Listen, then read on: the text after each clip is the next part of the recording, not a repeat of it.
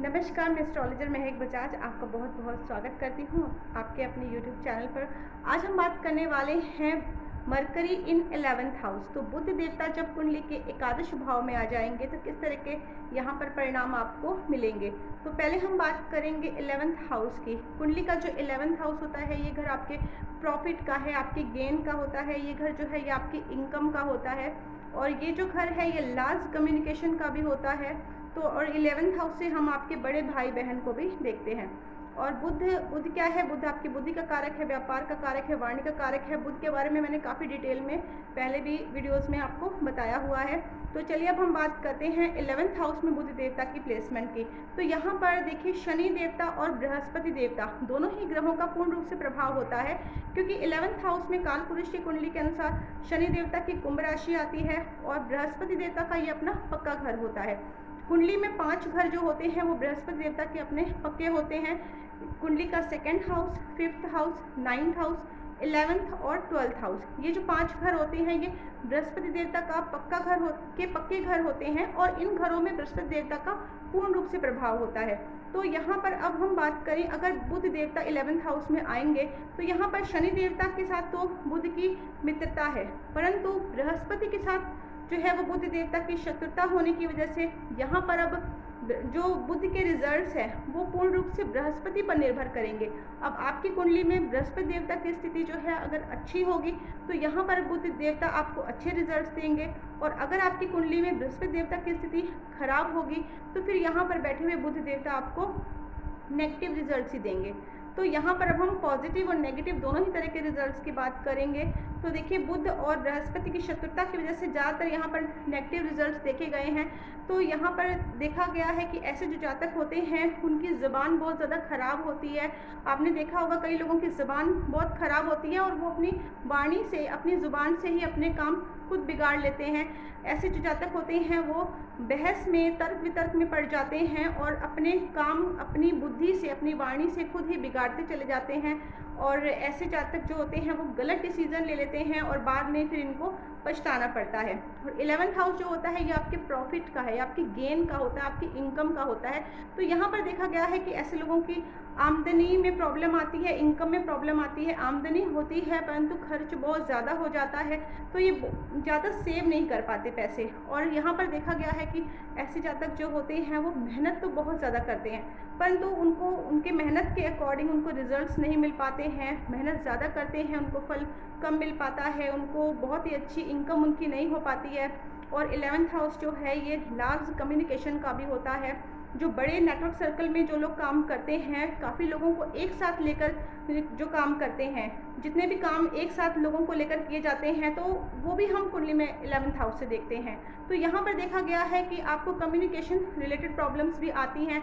तो ऐसे लोग जो हैं वो दूसरे लोगों के साथ जुड़ नहीं पाते हैं, उनके साथ अच्छी उनकी बॉन्डिंग नहीं बन पाती है और ऐसे लोगों को दूसरे लोगों का सपोर्ट नहीं मिल पाता है। उनके साथ ये काफ़ी ज़्यादा दूरी बना कर रखते हैं और ऐसे लोग दूसरे लोगों की भीड़ से जो है अलग रहना पसंद करते हैं। तो इस तरह से यहाँ पर कम्युनिकेशन रिलेटेड प्रॉब्लम्स भी देखी गई हैं। इसके अलावा यहाँ पर अगर बुध नेगेटिव है तो आपको दांतों से संबंधित परेशानियाँ, नसों नाड़ियों में दिक्कत, स्किन रिलेटेड प्रॉब्लम्स और मानसिक चिंताएँ भी आपको हो सकती हैं। तो यहाँ पर देखिए जो बुध के नेगेटिव रिजल्ट्स हैं वो आपको 34 वर्ष की आयु तक देखने को मिल सकते हैं। तो जैसे ही आपकी जो एज है, जो उम्र है आपकी 34 से ऊपर हो जाती है, 34 के बाद आपको यहाँ पर फिर पॉजिटिव रिजल्ट्स मिल सकते हैं। क्योंकि यहाँ पर देखा गया है कि जो आपको जो नेगेटिव रिजल्ट्स हैं वो 34 वर्ष की आयु तक आपको अपनी लाइफ में काफ़ी ज़्यादा प्रॉब्लम्स जो हैं वो फेस करनी पड़ेंगी। आपको आपको व्यापार से संबंधित परेशानियाँ, इनकम में प्रॉब्लम, और जैसे ही आपकी एज 34 पार हो जाती है फिर ऐसे जो जातक होते हैं वो एक हीरे की तरह चमक कर लोगों के सामने आते हैं और फिर इनके अब जो काम है वो अपने आप खुद ही बनते चले जाते हैं। तो अब हम बात करेंगे, अगर बुध देवता 11th हाउस में है और ऐसे में अगर बृहस्पति देवता की स्थिति भी अच्छी है कुंडली में, तो फिर यहाँ पर बैठे हुए बुध देवता आपको पॉजिटिव रिजल्ट्स ही देते हैं। फिर देखा गया है कि ऐसे जो जातक होते हैं इनकी वाणी बहुत अच्छी होती है, लोगों के साथ काफ़ी ज़्यादा घुल मिल कर रहना पसंद करते हैं ऐसे लोग, और काफ़ी लोगों का इनको सपोर्ट भी मिलता है और अपनी वाणी से ये दूसरों को अपनी तरफ आकर्षित कर लेते हैं। और 11th हाउस का जो बुध है वो आपको शास्त्रों का ज्ञाता, गुप्त विद्याओं में निपुण निपुण और कई संगीत कला और कई कलाओं में निपुण बनाता है। और ऐसे जातक जो होते हैं वो बहुत अच्छे लेखक भी होते हैं। अब हम बात करेंगे 11th हाउस में अगर बुध देवता है तो इनकी दृष्टि की अगर बात करें तो इनकी जो सप्तम दृष्टि है वो पड़ेगी 5th हाउस में। तो 5वां घर जो होता है ये आपकी बुद्धि का है, आपकी संतान का है। 5वां घर जो है ये एंटरटेनमेंट का होता है, ये घर कंपटीशन का है। मान सम्मान पद प्रतिष्ठा भी हम 5th हाउस से देखते हैं। तो यहाँ पर देखा गया है कि अगर बुध देवता की स्थिति अच्छी है तो फिर ऐसे जातक जो होते हैं वो काफ़ी बुद्धिमान होते हैं, उनकी संतान भी बहुत अच्छी होती है, संतान बुद्धिमान होती है और ऐसे लोग संगीत कला और कई कलाओं में निपुण होते हैं ऐसे जातक। और यहाँ पर फिर उनको मान सम्मान पद प्रतिष्ठा सब कुछ मिलता है अपने जीवन काल में। और यहीं अगर बुध देवता अगर आपकी कुंडली में नेगेटिव है तो यहाँ पर फिर आपको 5th हाउस के रिगार्डिंग नेगेटिव रिजल्ट्स ही मिलते हैं। तो अब हम बात करेंगे यहाँ पर प्रिकॉशंस और रेमेडीज़ की। तो यहाँ पर आपको किस तरह के उपाय यहाँ पर करने चाहिए। तो सबसे पहले आपने किसी भी साधु महात्मा से कोई ताबीज़ या कोई भभूत नहीं लेनी है। और इसके अलावा आपने यहाँ पर अपनी बहन बेटी बुआ मौसी इनके साथ अपने रिश्ते अच्छे रखने हैं, क्योंकि देखिए ये हम इनको बुध ग्रह से देखते हैं। तो अगर आप अपने बुध को ठीक करना चाहते हैं, बुध को अच्छा रखना चाहते हैं तो इनके साथ आप अपने रिश्ते अच्छे बनाकर रखिए, संबंध मधुर बनाकर रखिए।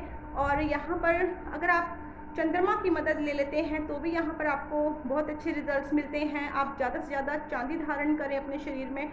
और यहाँ पर आपने क्या करना है, तांबे का जो एक छेद वाला सिक्का होता है उसको आप सफ़ेद धागे में डालकर अपने गले में पहने और उससे भी आपको यहाँ पर बुध के अच्छे रिजल्ट्स मिलेंगे। और इसके अलावा आपने यहाँ पर देखिए बृहस्पति को ठीक करना बहुत ज़रूरी है, क्योंकि 11th हाउस में बृहस्पति देवता का बहुत ज़्यादा प्रभाव होता है। तो बृहस्पति को ठीक करने के लिए आप माथे पर केसर का तिलक लगाएं और आप धार्मिक स्थानों की ज़्यादा से ज़्यादा यात्राएं करें। तो इस तरह से आप बृहस्पति को ठीक कर सकते हैं। और यहाँ पर आपने मांस मुद्रा का सेवन नहीं करना है। अगर आप मांस मुद्रा का सेवन करते हैं तो इस तरह से आप अपने शनि को खराब कर लेते हैं। तो शनि अगर कुंडली में आप खराब हो जाएगा तो आपका बुध भी फिर आपको नेगेटिव रिजल्ट्स ही देगा। तो इस तरह से आप अपने बुध को यहाँ पर ठीक कर सकते हैं इन उपायों के द्वारा। तो मेरी जानकारी आपको अच्छी लगी है तो मेरी वीडियो को शेयर करें, लाइक करें और मेरे चैनल को सब्सक्राइब ज़रूर करें, ताकि आने वाली वीडियोस का आपको नोटिफिकेशन टाइम टू टाइम मिलता रहे।